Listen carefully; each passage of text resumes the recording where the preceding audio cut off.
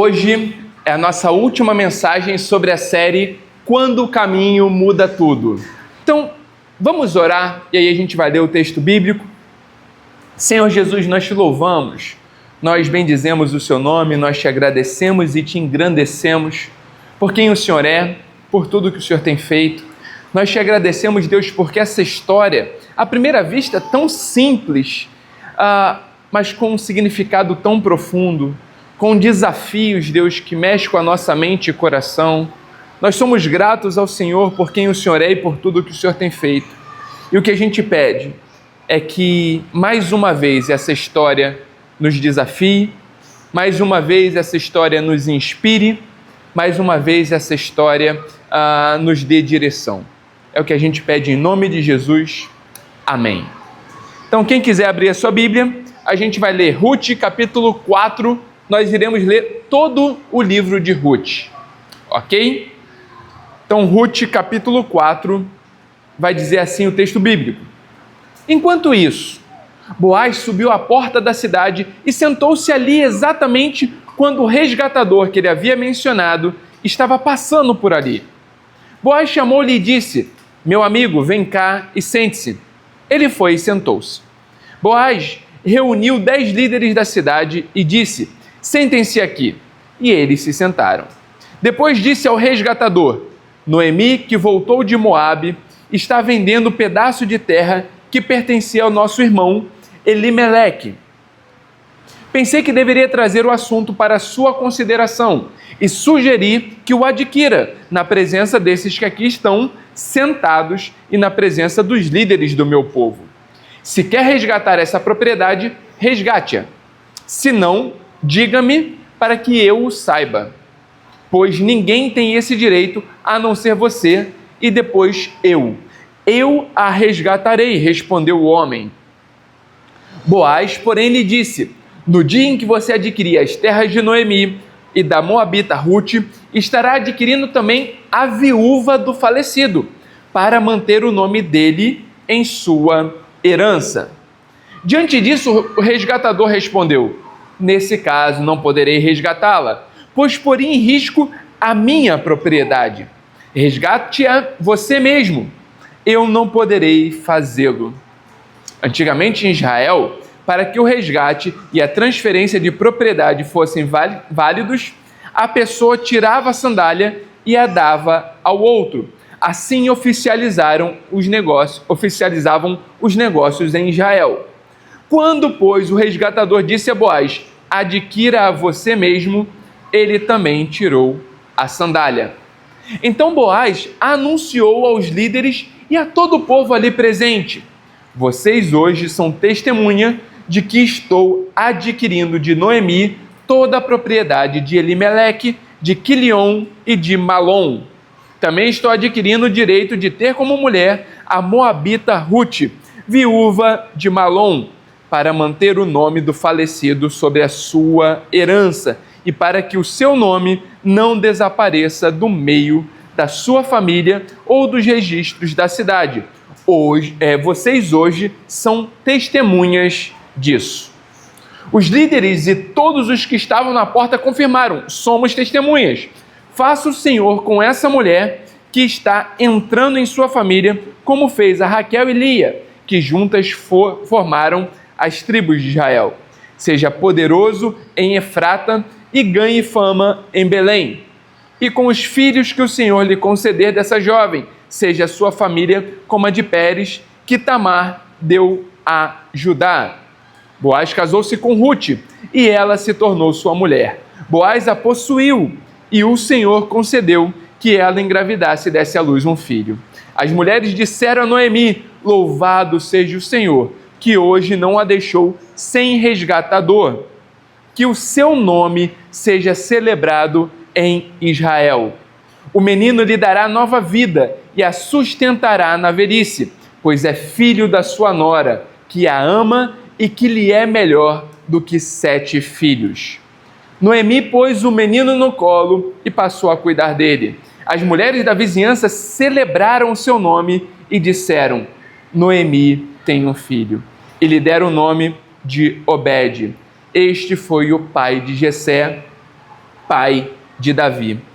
Esta é a história da descendência de Pérez. Pérez gerou Esrom. Esrom gerou Rão. Rão gerou Abinadab. Abinadab gerou Naasson. Naasson gerou Salmão. Salmão gerou Boaz. Boaz gerou Obed. Obed gerou Jessé. E Jessé gerou Davi. Até aí, a porção da palavra de Deus para a gente hoje. Então vamos lá. Eu quero começar com uma introdução que vai fazer um panorama de todo o livro de Ruth e vai apontar para o nosso capítulo 4. E o panorama é o seguinte: existem histórias na nossa Bíblia que são como um bálsamo para a alma. Elas nos encontram no meio do nosso deserto particular e nos lembram que Deus é um especialista em transformar vazio em plenitude. A história de Ruth é uma dessas histórias.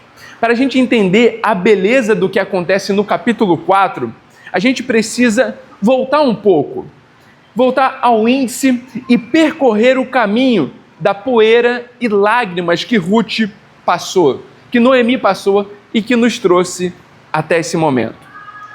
Tudo começa com a família em Belém.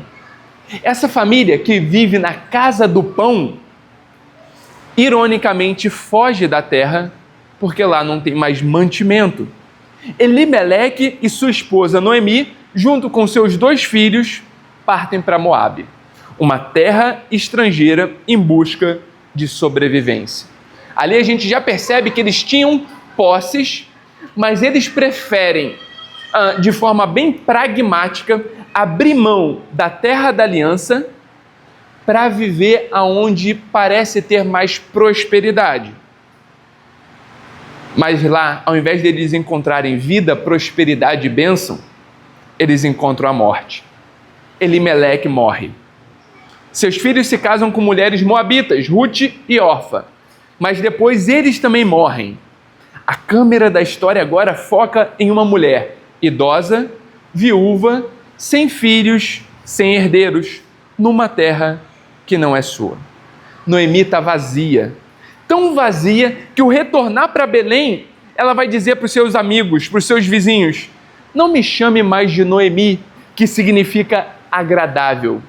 Me chame agora de Mara, que significa amarga, pois o Todo-Poderoso tornou a minha vida muito amarga. Esse é o capítulo 1, um cenário de perda total, de esperança desfeita. Mas em meio a essa escuridão, surge um vislumbre de luz. Uma das suas noras, Ruth, a moabita, recusa abandonar a sua sogra. Em uma das declarações de lealdade mais poderosas das Escrituras, ela diz assim, não insista comigo, que te deixe e que não mais te acompanhe. Aonde fores, irei. Onde pousares, pousarei. O teu povo será meu povo, o teu Deus, o meu Deus. Isso é Hesed. Lembra que eu falei para vocês guardarem essa palavra? Que essa palavra percorreria os 4 capítulos? Então, aqui é o pacto de lealdade. Aqui é o amor fiel, o amor leal, um amor em ação. Elas chegam em Belém. Aqui, a mão soberana de Deus começa a se mover de forma mais visível. A gente entra no capítulo 2. Elas chegam exatamente no início da colheita da cevada.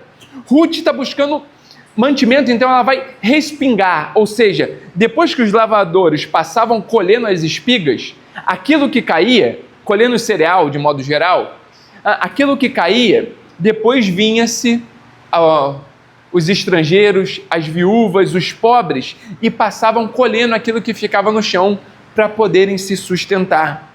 Colhiam as sobras do campo. E por acaso, e nós sabemos que não existe acaso nas providências de Deus, ela entra no campo de um homem chamado Boaz. Boaz não é qualquer um.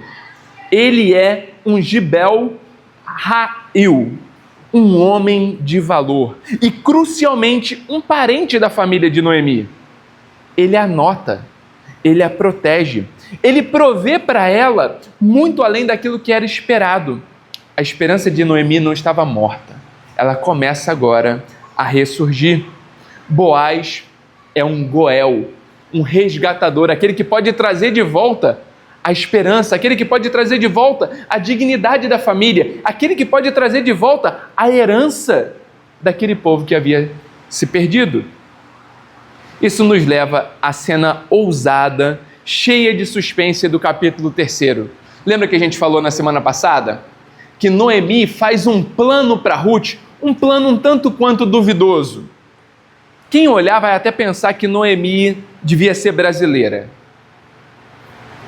Aquele jeitinho brasileiro de, não, minha filha, faz o seguinte, você vai lá, coloca a sua melhor roupa, se perfuma, vê aonde ele vai dormir, chega lá, descobre os pés dele e quando ele acordar, você deixa ele fazer o que ele quiser.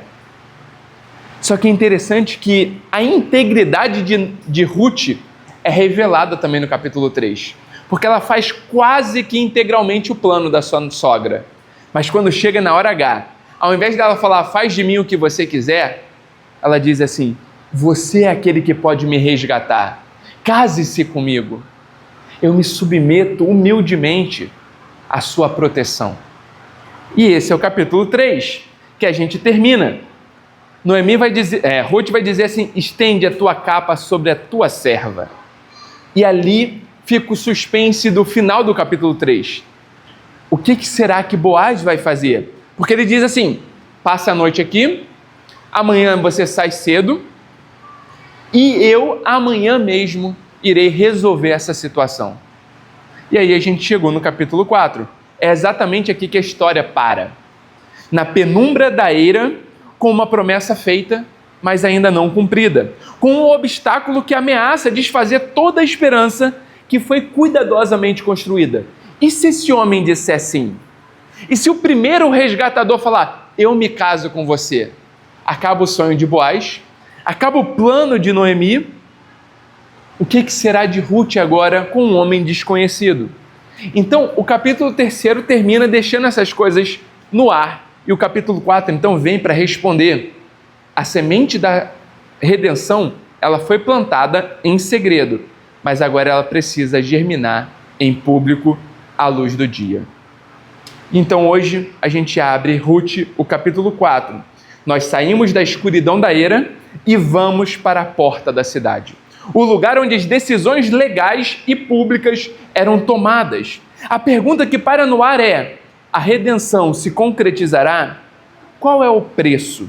O parente mais próximo assumirá o seu papel ou ele a rejeitará? O que vamos testemunhar hoje não é apenas o felizes para sempre de um romance. Vamos testemunhar um mecanismo de redenção em ação.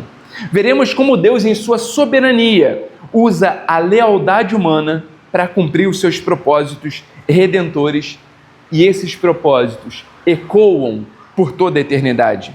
E a gente vai então ver como que isso culmina no grande resgatador, Jesus Cristo. Não sei para vocês, mas perceber essa história de Ruth, para mim, é muito melhor do que ler alguns romances. O Emílio Garófalo, ele vai associar o livro de Ruth com Orgulho e Preconceito. Ele fala assim, e ele vai citar no livro de Ruth dele várias passagens do Orgulho e Preconceito, só que ele fala algo que eu achei fantástico. O Orgulho e Preconceito se concentra no romance e na crítica. O livro de Ruth, além de ter o romance, além de ter a crítica, porque ela é uma estrangeira na terra de Israel, ela vai muito além. Essa história fala da redenção, não apenas a redenção de 2 viúvas, mas a redenção da humanidade. Em Ruth, a gente já percebe a história do rei que há de nascer, mas quando a gente chega em Cristo, a gente percebe que Ruth é fundamental na linha histórica da redenção do mundo inteiro. Então vamos lá. A gente vive na obsessão pelo final feliz. A gente busca os finais felizes. A gente fica na expectativa de que o mocinho no final case-se com a mocinha e que as coisas aconteçam e que o feliz para sempre perdure. Não é verdade? Só que ultimamente, eu não sei se vocês têm percebido, mas parece-me que Hollywood está indo um pouco contra essa noção do felizes para sempre. A meu ver, tudo começa com Shrek. O Shrek já é o contraponto do final feliz. Porque ao invés da princesa casar-se com o príncipe ele é defeituoso. Só que ela nem quer o príncipe defeituoso. Ela quer o ogro. Ela quer o homem que vive no pântano. O homem sem educação, o homem bruto, rústico, sistemático, o homem complicado, o homem que vive sozinho. E ali já começa uma crítica às buscas dos finais felizes. Depois disso vem o ápice do não é para acontecer o que é para acontecer, quando a gente entra no Game of Thrones. Quem assiste pelo menos a primeira temporada do Game of Thrones já vê o personagem que teoricamente deveria ser o principal, logo no começo ele já é decapitado. Aí você fala, o que eles estão propondo?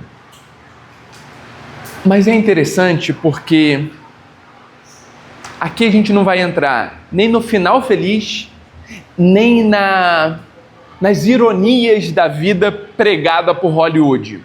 A proposta aqui é um caminho diferente. Mas vamos lá. Quem é aqui que não gosta de um bom final feliz? Seja no cinema, quando o herói vence e aquela música triunfante começa a tocar, ou nos livros, quando nós lemos a última frase: e viveram felizes para sempre. Nós somos programados para buscar e celebrar a conclusão, o fechamento. A gente espera que as coisas tenham um final. Em nossas próprias vidas, nós traduzimos isso com metas concretas. Por exemplo, quando eu quitar o financiamento do meu apartamento, quando os meus filhos estiverem criados e encaminhados, quando eu conseguir aquela promoção no trabalho, quando a gente se aposentar e puder finalmente viajar pelo mundo. A bem da verdade é que nós construímos a nossa vida em torno dos finais felizes. Esses momentos em que acreditamos que poderemos finalmente respirar aliviados com a sensação de missão cumprida. Não é assim para você? A bem da verdade é que a gente tem os nossos finais felizes e a gente projeta a vida para isso. E a história de Ruth e Noemi parece caminhar exatamente para um desses finais. Depois de tanta dor, de tanta perda, de tanta incerteza, o capítulo 4 parece ser o grande prêmio. E a pergunta que a Bíblia nos força a fazer é: e se o final feliz que tanto buscamos não for o ponto de chegada, mas sim o ponto de partida para algo maior? Perceba o seguinte, às vezes aquilo que a gente espera ser o ponto final, para Deus pode ser: ok, te trouxe até aqui, porque agora eu tenho um outro projeto para você, porque agora eu tenho uma outra perspectiva para você, porque agora eu tenho uma projeção de vida para você poder caminhar. Mas antes da gente falar desse projeto de vida que Ruth nos mostra, eu quero mostrar para vocês que existe um vilão. E esse vilão, aqui no texto, ele se divide em dois: a conveniência e a visão limitada. Primeiro, é essa busca de redenção, mas por conveniência. E o segundo, quando a gente não consegue olhar o todo da nossa vida. Deixa eu mostrar para vocês, então, essas duas barreiras que o texto revela. E eu vou tentar trazer isso para as nossas lutas internas também. Então, vamos lá. Antes da gente chegar no final feliz, a história nos apresenta um obstáculo, um quase herói. Em Ruth 4, Boaz vai até a porta da cidade, o centro jurídico e social da época. E ele encontra o parente que tinha primazia no resgate. Ele tinha a prioridade. E aqui encontramos o nosso primeiro vilão: a redenção por conveniência. Deixa eu tentar ilustrar isso aqui para vocês. Imagina que você encontra uma casa antiga, uma casa linda, mas que há muito ela foi abandonada. E aí você pensa, pelo preço que estão vendendo essa casa, é praticamente preço de banana. Deixa eu sair da história para mostrar uma coisa que eu vi quando eu estava em Michigan, nos Estados Unidos. A gente passou por Detroit para ir para Troy. Lá eu descobri que Detroit foi a primeira metrópole do mundo que faliu. E tinha várias casas para vender. E aí, o rapaz que estava nos guiando, ele falou assim, sabe qual que é o preço dessas casas? Eu falei, não faço ideia. Ele, $1, $10. Eu falei, por quê? Porque eles estão tentando repovoar Detroit. Então, fica uma ilustração dentro da ilustração. Imagina que você descobre uma casa aqui no Brasil com preço de banana. Você olha e fala assim, poxa, se eu comprar, reformar e revender, eu vou ter muito lucro. Eu vou ganhar muito nisso. Isso é um ótimo negócio. Mas então o corretor chega para você e diz assim, tem um detalhe. Um detalhe. Ao comprar a casa, você precisa também adotar e cuidar da família que morava ali. Hoje eles não têm para onde ir. E agora? Aquilo que antes era um bom negócio, de repente se torna um compromisso pessoal e custoso. Você estaria disposto a entrar num bom negócio, mas levar de brinde uma família já pronta? Como você lidaria com isso? Porque assim, foi exatamente isso que aconteceu. O parente anônimo do versículo 6, ele diz, eu quero a terra. Pô, essa terra está de preço de banana. $1 para uma terra que vale milhares. Eu compro. Era um bom investimento. Mas aí Boaz lembra o resgatador que resgatar a terra significava casar-se com Ruth, a moabita, a estrangeira, aquela que ninguém quer ter porque ela é de um outro povo. É o carioca no meio de São Paulo. Fica aqui a dica para nós, né? Santos é tranquilo. Já vivi cidade que, ó... Aí, quando ele olha para a situação, ele fala assim, opa, não, isso vai prejudicar a minha própria herança. Porque agora os filhos que eu tiver não vão ser meus, vão ser de um outro homem, já falecido. Os meus filhos vão ter que dividir herança com os filhos desse outro homem, que não fez nada por merecer. Estou fora. O meu nome precisa ser conhecido, não o nome de outro. Ele calculou o custo e desistiu. Ele queria o bônus sem o ônus. Ele queria uma redenção que servisse aos seus propósitos, que aumentasse o seu patrimônio. Eu não sei se vocês perceberam a ironia do texto. Esse homem queria que o nome dele fosse conhecido. Qual é o nome dele? A gente nunca vai ficar sabendo. Boaz abre mão do seu nome, abre mão da sua herança, abre mão de ter o nome dele conhecido na história. Qual é o nome? Boaz. E não só isso, ele tem o nome na genealogia do Redentor do mundo. Consegue perceber uma segunda ironia? Boaz se casa com uma estrangeira, uma mulher de um outro povo. É mais ou menos aquelas mulheres que você olha na rua e fala assim, isso aí não é crente não. Ó a roupa, ó o jeito de andar, ó não sei o quê. Vai para o carnaval. É quase isso. A bem da verdade é, Boaz não ligava porque Boaz tinha entendido o que era passar por preconceito a vida toda e a amar o diferente. Alguém sabe por quê? Ele era filho de Raabe, a prostituta. Então, para ele, Ruth era apenas mais uma mulher. Não era uma mulher estrangeira. Era alguém com virtudes que as outras pessoas talvez não estivessem vendo. Vamos tentar trazer isso aqui para a gente. Vamos esquecer um pouquinho Boaz, vamos pensar no resgatador sem nome. Quantas vezes que a gente não age como esse parente? Nós queremos a bênção de Deus, mas recuamos diante do custo do discipulado. Nós queremos a salvação, mas não a santificação. Nós queremos o perdão, mas relutamos em nos comprometer com a comunidade e com a missão.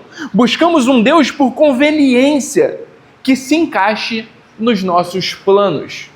Você já percebeu que às vezes a gente fica fazendo orações de manutenção? Deus, eu quero que o meu emprego prospere, eu quero que o meu dinheiro dure até o final do mês, eu quero que as coisas aconteçam ao meu redor, abençoa o meu filho, abençoa o meu projeto, abençoa não sei o quê. E parece que Deus virou o gênio da lâmpada mágica. Que aí você abre a lâmpada, pede. Quando ele vai falar alguma coisa, você, volta para dentro. Estou muito ocupado. Tenho um monte de coisa para fazer e você não vai interferir na minha vida. Às vezes a gente lida assim com Deus. Mas isso vai nos levar ao segundo vilão, que é mais sutil, que é a visão limitada. É a tendência de enxergar a nossa vida como o centro do universo. Tem uma historinha que eu li esses dias, que é mais ou menos a seguinte. Um rapaz entra no WhatsApp de uma moça e fala assim: oi Lu, tudo bom? Ela: Lu? Quem é você? Meu nome é Luciana. Ele: oi Luciana, desculpa, é porque aqui só aparece Lu, eu não sabia qual era o seu nome. Tudo bem com você? Ela: olha moço, deixa eu explicar uma coisa para você. Eu sou uma mulher casada, meu marido não gosta que eu fique falando nas redes sociais com outros homens. Eu conheço a minha aparência, eu sei do meu valor, mas eu não estou disponível no mercado. Então, por favor, vamos encerrar a conversa por aqui? Aí fala assim: Luciana, você já ouviu falar de Copérnico? Ela: quem? Quem é esse? Foi aquele que descobriu que a Terra gira em torno do Sol e não em torno de você. Eu entrei em contato para dizer que você estacionou o carro na minha garagem e eu estou tendo que deixar meu carro na rua. Você poderia, por gentileza, tirar o seu carro para eu poder estacionar? Ela: desculpa.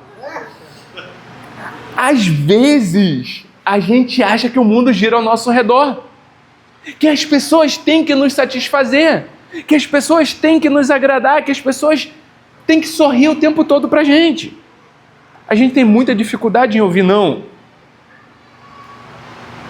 Se a história de Ruth terminasse no versículo 16, com Noemi ninando o bebê Obed em seus braços, já seria um final espetacular.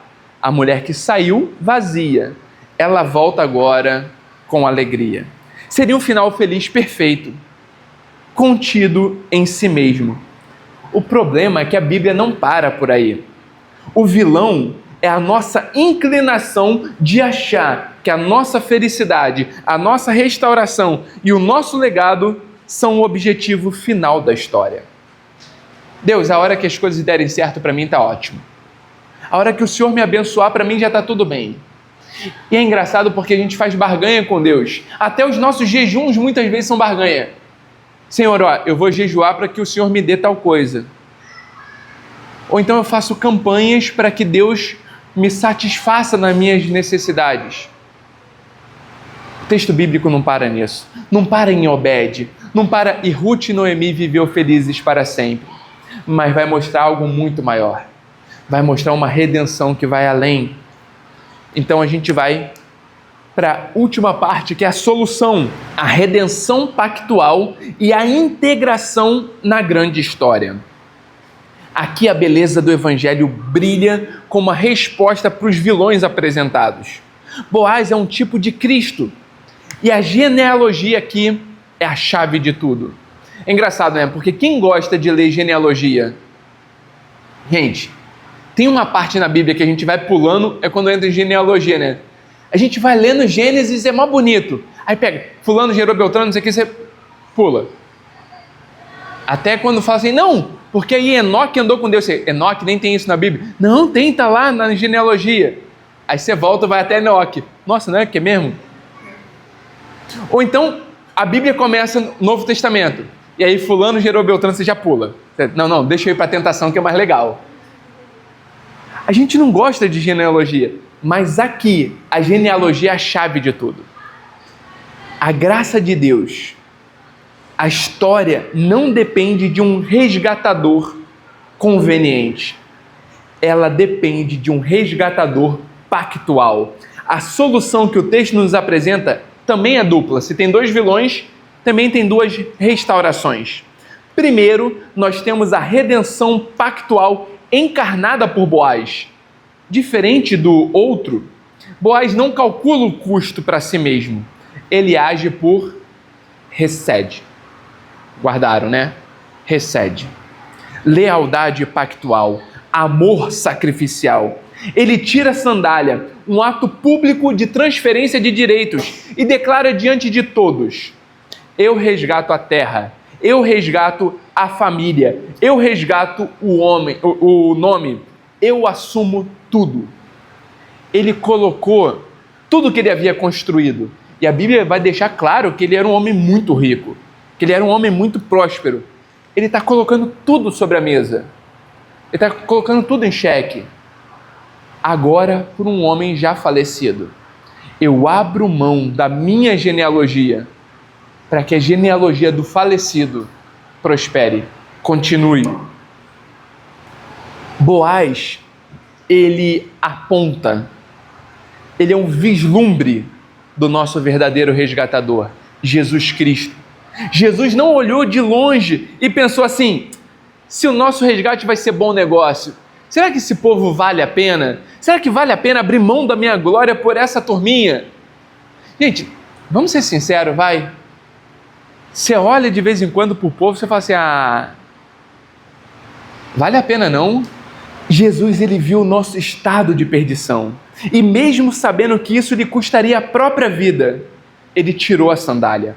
Ele se esvaziou. Ele assumiu a forma de servo. Ele pagou o preço na cruz para nos resgatar. Não por conveniência, mas por um amor pactual, incondicional. Ele não apenas comprou o campo, ele nos acolheu em sua família. Ele abriu mão da sua glória. É interessante, deixa eu fazer um outro parênteses aqui. Qual que é o desejo da humanidade em Gênesis 3? Ser igual a Deus, ok? Qual que é o desejo da humanidade em Gênesis 11? Torre de Babel. Ser igual a Deus. Qual que é o desejo da humanidade ao decorrer da história? A gente vê lá, quando chega em Nietzsche, qual que é a grande afirmação de Nietzsche? O homem matou Deus e solenemente assumiu o seu lugar. O racionalismo foi o ápice da ascensão humana aos céus. Nós nos tornamos deuses. E é interessante, porque Deus vai na contramão do nosso anseio. Porque a Bíblia fala assim: ele mesmo sendo Deus, não julgou com usurpação o ser igual a Deus, antes a si mesmo esvaziou-se, assumindo forma de servo, indo para a morte de cruz. E aí, se você for perceber, o tempo verbal, em todo Filipenses 2, nesse hino doxológico que exalta quem Cristo é, você vê que toda ação de humilhação Jesus toma, são verbos ativos. E ele vai até a morte. Só que agora o tempo verbal muda. E Deus o ressuscitou.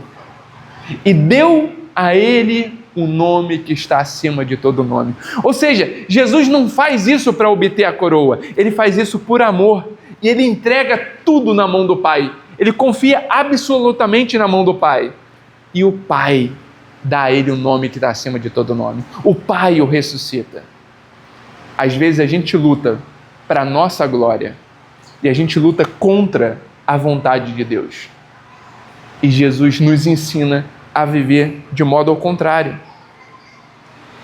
Isso nos leva à segunda e mais profunda solução, a integração na grande história. A história não termina com o bebê Obed. O Espírito Santo inspira o autor a registrar a genealogia, que vai do versículo 18 a 22. e vai dizer assim: Obed gerou Jessé, e esse gerou Davi. Esse gerou Davi. Vocês conseguem entender a dimensão disso? Aquele bebê, bisneto, não, neto de uma prostituta, filho de uma estrangeira, seria avô do rei de Israel. Um ato de bondade sacrificial. Ele é o avô do maior rei de Israel. O final feliz de Noemi e Ruth não era o fim, era o começo de uma linhagem real que levaria a Davi e, por fim, ao Messias Jesus Cristo. O Tim Keller, ele vai dizer o seguinte: o universo não gira em torno de você e da sua felicidade, mas em torno de Cristo e da sua glória. A solução para a nossa visão limitada é entender que as nossas pequenas histórias, nossos casamentos, nossas famílias, nosso trabalho, a nossa vida aqui em Santos, Guarujá, só encontram sentido supremo quando são integradas à grande história da redenção de Deus em Cristo Jesus.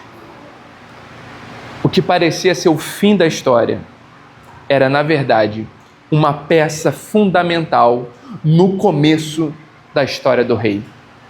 Entenda o seguinte: nisso eu discordo totalmente e veementemente do Augusto Cury. Eu já li mais de 10 livros dele. Todos da mente de Cristo, ansiedade, tal, eu já li todos. Tem uma coisa que eu discordo veemente dele. Ele vai dizer: você é o protagonista da sua história. Você não é o protagonista. Você é uma peça num grande quebra-cabeça. Você faz parte da pintura final, mas não fala sobre você. Não é sobre você, mas é sobre como Deus te resgatou, te inseriu numa comunidade e através dessa comunidade Ele trouxe a redenção cósmica, a restauração para todas as coisas. Para a gente terminar então, a moral da história é que o seu legado é um começo. Deixa eu tentar explicar isso aqui para vocês. O que a gente pode levar para casa hoje? Como que essa história antiga sobre um resgate na porta de uma cidade transforma a maneira como a gente vai viver segunda-feira, amanhã? Será que amanhã você vai acordar pensando nisso? E como que isso vai conduzir a sua vida? Tem um crítico literário que ele faz o paralelo da Odisseia com a Bíblia. E esse crítico literário, ele é ateu. Eu esqueci o nome dele. Eu só guardei a fala dele, que ele fala assim: quando eu termino de ler a Odisseia, eu fecho aquele livro, e a Odisseia, para quem não sabe, é a história do panteão dos deuses greco-romanos. Ele fala assim: quando eu termino de ler a Odisseia, eu fecho e volto à realidade. Eu entendo que aquilo é fantasia. Ele é ateu. Ele diz assim: mas quando eu fecho a Bíblia e eu volto para a realidade, eu falo: a minha realidade precisa ser transformada por esse livro. Esse é o impacto da Bíblia. Como que essa história, agora fechada, gera impacto na sua vida, na sua segunda-feira? Primeiro, redefina o seu final feliz. Muitos de nós, nessa fase da vida, estamos focados em construir o nosso pequeno reino. Uma casa confortável, uma segurança financeira, filhos bem-sucedidos, tudo isso são coisas boas. Mas Ruth 4 nos desafia a perguntar: como que o nosso final feliz serve para um novo começo no plano de Deus? Como que o nosso casamento pode ser um farol da aliança de Cristo com a igreja? Como que a nossa casa pode ser um local de recede, graça e hospitalidade para as pessoas ao nosso redor? O nosso alvo não é o conforto, mas a fidelidade. Não é a chegada, mas a partida para a missão. Faz sentido para você? Deus te trouxe aqui? Deus te trouxe para Santos? Deus te trouxe para a Igreja do Porto? Com qual finalidade? Com certeza não foi apenas para você ouvir uma boa mensagem e isso satisfazer o seu ego e você poder voltar para casa e terminar de assistir o Fantástico. Mas com certeza foi para você repensar a totalidade da sua vida para a missão em Cristo. Mas segundo, invista no legado eterno.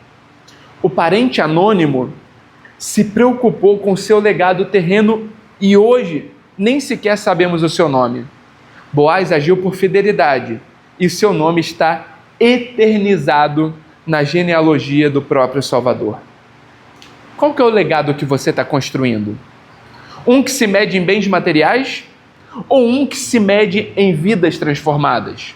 O maior legado que nós podemos deixar não são propriedades, mas pessoas, filhos, discípulos, amigos que conheceram o resgatador através de nós.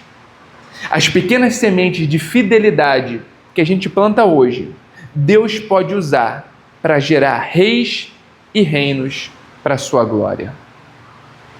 E eu quero terminar então com a terceira e última aplicação. Celebre cada bênção como um novo começo.